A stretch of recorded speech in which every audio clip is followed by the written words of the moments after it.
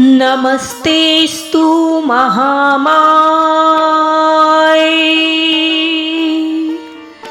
श्रीपीठे सुरपूजिते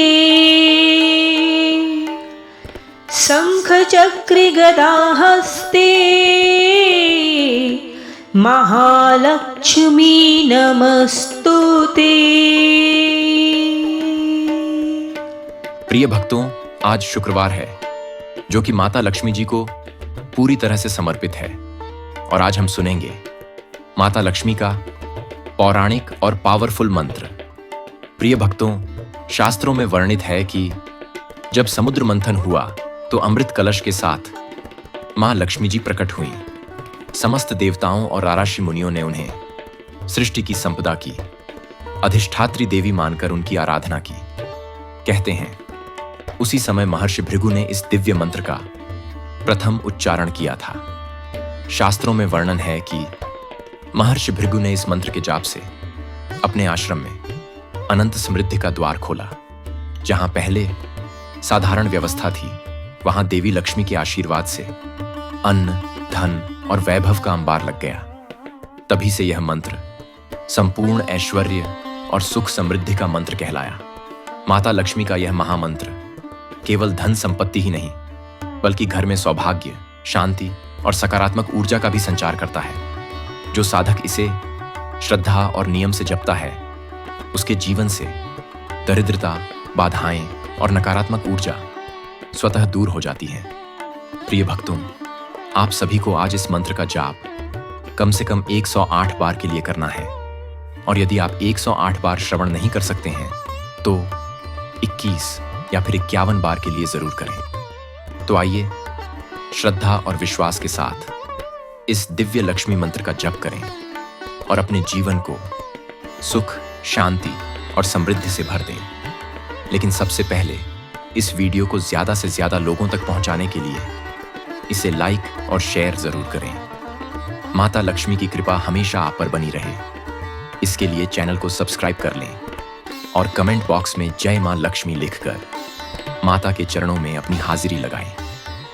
एक बार प्रेम से बोलिए जय मां लक्ष्मी। ओम ह्रीं श्रीं क्लीं श्री महालक्ष्म्यै नमः। ओम ह्रीं श्रीं क्लीं श्री महालक्ष्म्यै नमः। ओम ह्रीं श्रीं क्लीं श्री महालक्ष्म्यै नमः। ओम ह्रीं श्रीं क्लीं श्री महालक्ष्म्यै नमः।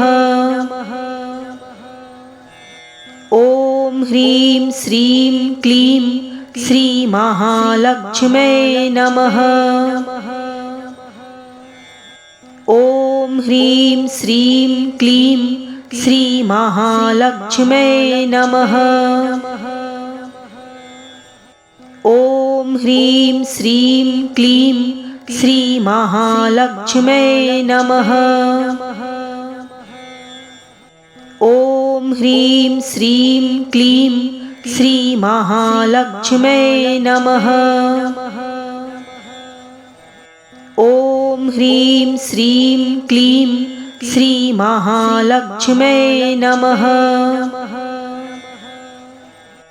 ओम ह्रीं श्रीं क्लीं श्री महालक्ष्म्यै नमः। ओम ह्रीं श्रीं क्लीं श्री महालक्ष्म्यै नमः। ओम ह्रीं श्रीं क्लीं श्री महालक्ष्म्यै नमः।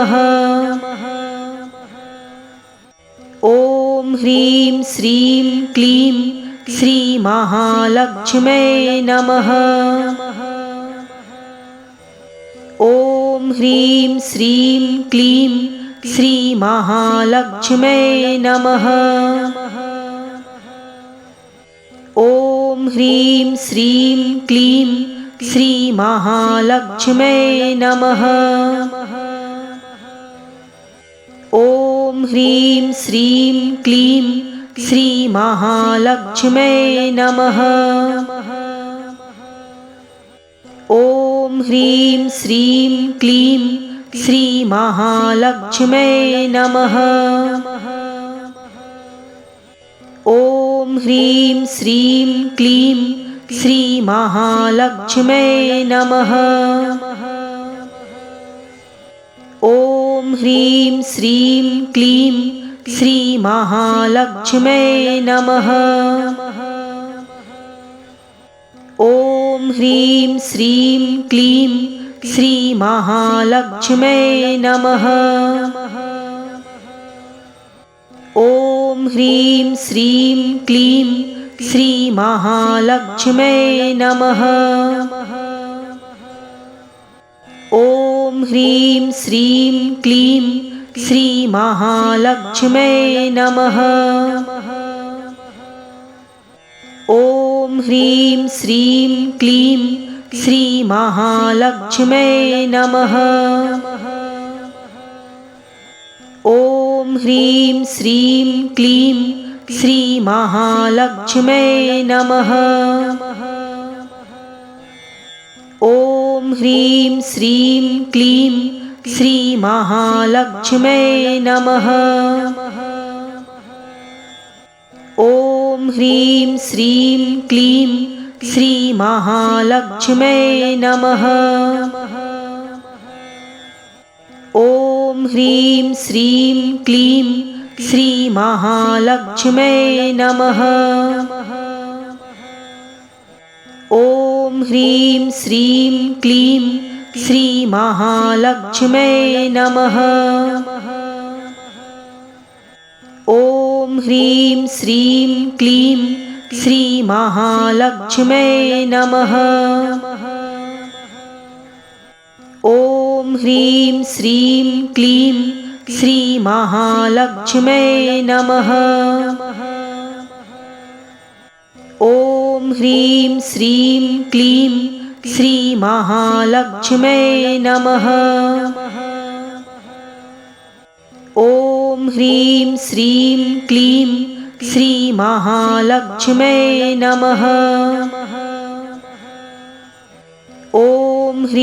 श्रीं क्लीं श्रीमहालक्ष्म्यै नमः। ॐ ह्रीं श्रीं क्लीं श्रीमहालक्ष्म्यै नमः। ॐ ह्रीं श्रीं क्लीं श्रीमहालक्ष्म्यै नमः। ॐ ह्रीं श्रीं क्लीं श्रीमहालक्ष्म्यै नमः। ॐ ह्रीं श्रीं क्लीं श्रीमहालक्ष्म्यै नमः।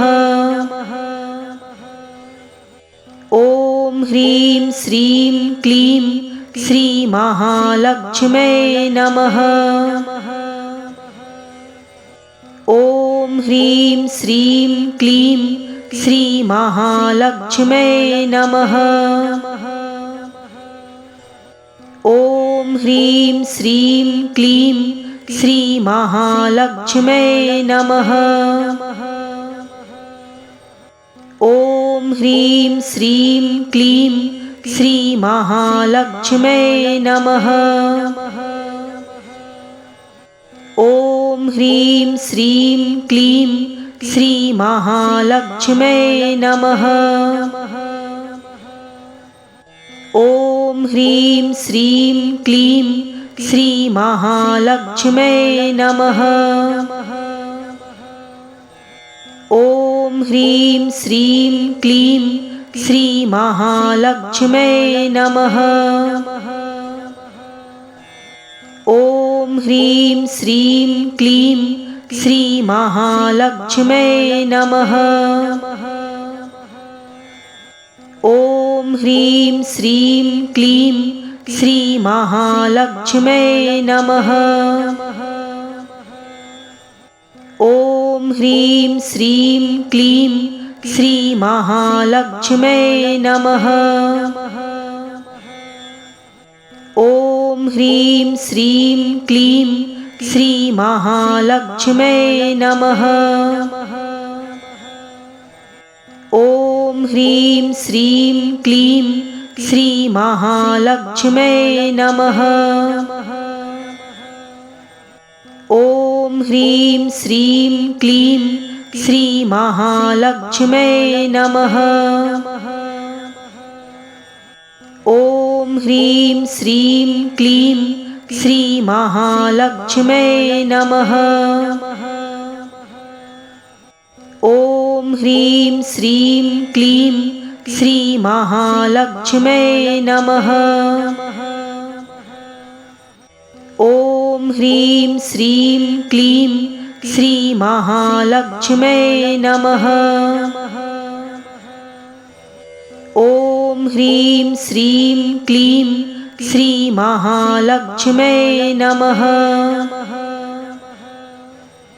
ॐ ह्रीं श्रीं क्लीं श्रीमहालक्ष्म्यै नमः।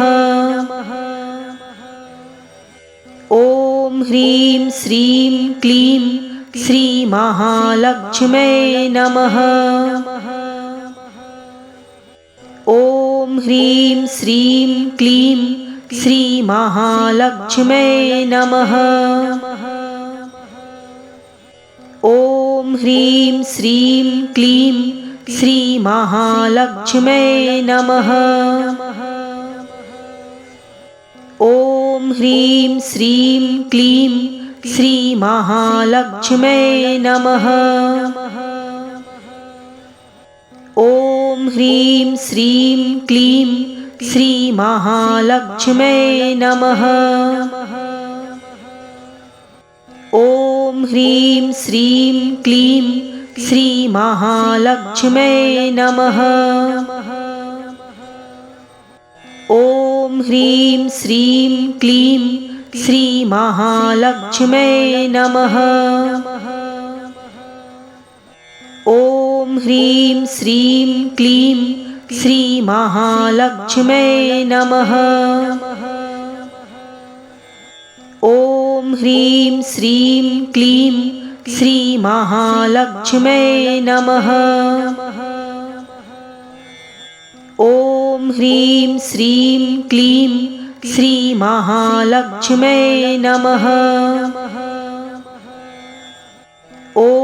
ह्रीं श्रीं क्लीं श्रीमहालक्ष्म्यै नमः।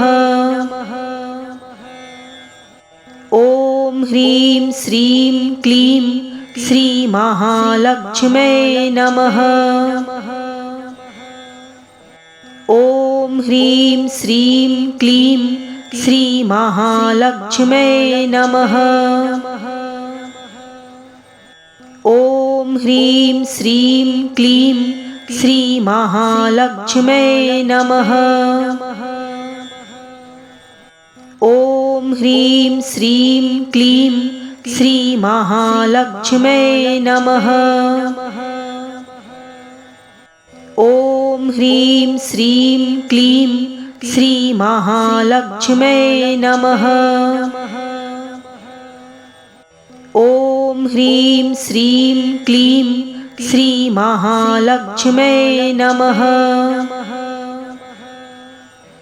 ॐ ह्रीं श्रीं क्लीं श्रीमहालक्ष्म्यै नमः। ॐ ह्रीं श्रीं क्लीं श्रीमहालक्ष्म्यै नमः। ॐ ह्रीं श्रीं क्लीं श्रीमहालक्ष्म्यै नमः। ॐ ह्रीं श्रीं क्लीं श्रीमहालक्ष्म्यै नमः। ॐ ह्रीं श्रीं क्लीं श्रीमहालक्ष्म्यै नमः। ॐ ह्रीं श्रीं क्लीं श्रीमहालक्ष्म्यै नमः। ॐ ह्रीं श्रीं क्लीं श्रीमहालक्ष्म्यै नमः। ॐ ह्रीं श्रीं क्लीं श्रीमहालक्ष्म्यै नमः। ॐ ह्रीं श्रीं क्लीं श्रीमहालक्ष्म्यै नमः। ॐ ह्रीं श्रीं क्लीं श्रीमहालक्ष्म्यै नमः। ॐ ह्रीं श्रीं क्लीं श्रीमहालक्ष्म्यै नमः। ॐ ह्रीं श्रीं क्लीं श्रीमहालक्ष्म्यै नमः। ॐ ह्रीं श्रीं क्लीं श्रीमहालक्ष्म्यै नमः। ॐ ह्रीं श्रीं क्लीं श्रीमहालक्ष्म्यै नमः। ॐ ह्रीं श्रीं क्लीं श्रीमहालक्ष्म्यै नमः। ॐ ह्रीं श्रीं क्लीं श्रीमहालक्ष्म्यै नमः। ॐ ह्रीं श्रीं क्लीं श्रीमहालक्ष्म्यै नमः। ॐ ह्रीं श्रीं क्लीं श्रीमहालक्ष्म्यै नमः। ॐ ह्रीं श्रीं क्लीं श्रीमहालक्ष्म्यै नमः। ॐ ह्रीं श्रीं क्लीं श्रीमहालक्ष्म्यै नमः। ॐ ह्रीं श्रीं क्लीं श्रीमहालक्ष्म्यै नमः। ॐ ह्रीं श्रीं क्लीं श्रीमहालक्ष्म्यै नमः। ॐ ह्रीं श्रीं क्लीं श्रीमहालक्ष्म्यै नमः। ॐ ह्रीं श्रीं क्लीं श्रीमहालक्ष्म्यै नमः। ॐ ह्रीं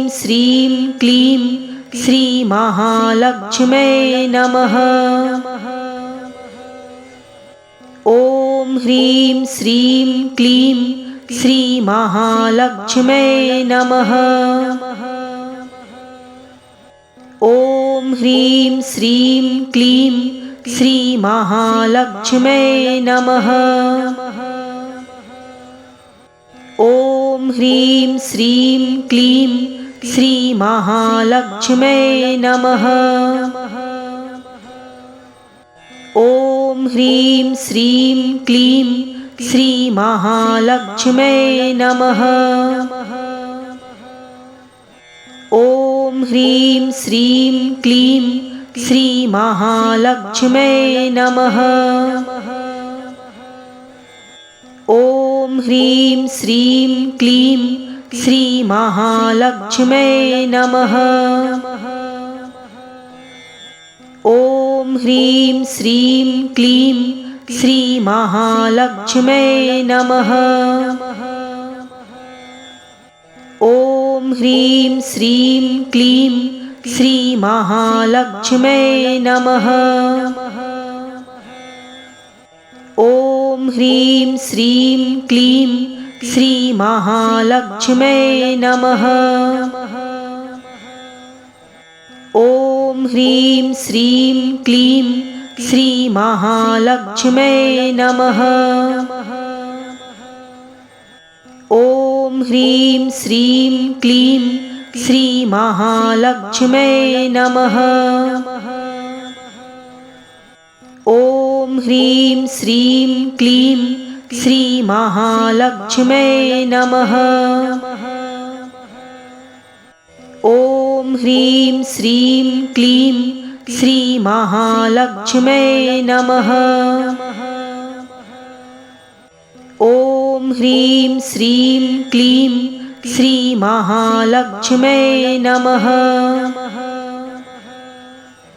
ॐ ह्रीं श्रीं क्लीं श्रीमहालक्ष्म्यै नमः। ॐ ह्रीं श्रीं क्लीं श्रीमहालक्ष्म्यै नमः। ॐ ह्रीं श्रीं क्लीं श्रीमहालक्ष्म्यै नमः। ॐ ह्रीं श्रीं क्लीं श्रीमहालक्ष्म्यै नमः। ॐ ह्रीं श्रीं क्लीं श्रीमहालक्ष्म्यै नमः। ॐ ह्रीं श्रीं क्लीं श्रीमहालक्ष्म्यै नमः। ॐ ह्रीं श्रीं क्लीं श्रीमहालक्ष्म्यै नमः। ॐ ह्रीं श्रीं क्लीं श्रीमहालक्ष्म्यै नमः। ॐ ह्रीं श्रीं क्लीं श्रीमहालक्ष्म्यै नमः। ॐ ह्रीं श्रीं क्लीं श्रीमहालक्ष्म्यै नमः। ॐ ह्रीं श्रीं क्लीं श्रीमहालक्ष्म्यै नमः। ॐ ह्रीं श्रीं क्लीं श्रीमहालक्ष्म्यै नमः। ॐ ह्रीं श्रीं क्लीं श्रीमहालक्ष्म्यै नमः। ॐ ह्रीं श्रीं क्लीं श्रीमहालक्ष्म्यै नमः। ॐ ह्रीं श्रीं क्लीं श्रीमहालक्ष्म्यै नमः। ॐ ह्रीं श्रीं क्लीं श्रीमहालक्ष्म्यै नमः।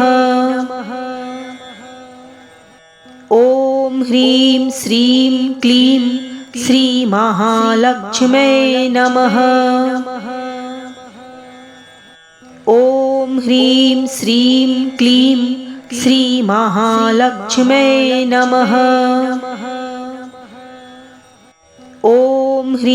श्रीं क्लीं श्रीमहालक्ष्म्यै नमः। ॐ ह्रीं श्रीं क्लीं श्रीमहालक्ष्म्यै नमः। ॐ ह्रीं श्रीं क्लीं श्रीमहालक्ष्म्यै नमः। ॐ ह्रीं श्रीं क्लीं श्रीमहालक्ष्म्यै नमः। ॐ ह्रीं श्रीं क्लीं श्रीमहालक्ष्म्यै नमः। ॐ ह्रीं श्रीं क्लीं श्रीमहालक्ष्म्यै नमः।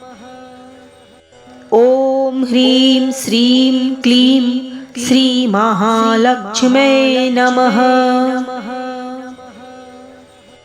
ॐ ह्रीं श्रीं क्लीं श्रीमहालक्ष्म्यै नमः। ॐ ह्रीं श्रीं क्लीं श्रीमहालक्ष्म्यै नमः। ॐ ह्रीं श्रीं क्लीं श्रीमहालक्ष्म्यै नमः। ॐ ह्रीं श्रीं क्लीं श्रीमहालक्ष्म्यै नमः। ॐ ह्रीं श्रीं क्लीं श्रीमहालक्ष्म्यै नमः। ॐ ह्रीं श्रीं क्लीं श्रीमहालक्ष्म्यै नमः। ॐ ह्रीं श्रीं क्लीं श्रीमहालक्ष्म्यै नमः।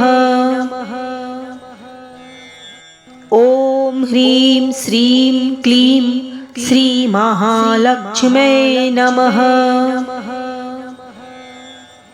ॐ ह्रीं श्रीं क्लीं श्रीमहालक्ष्म्यै नमः।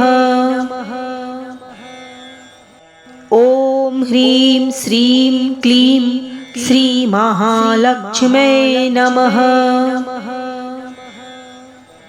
ॐ ह्रीं श्रीं क्लीं श्रीमहालक्ष्म्यै नमः।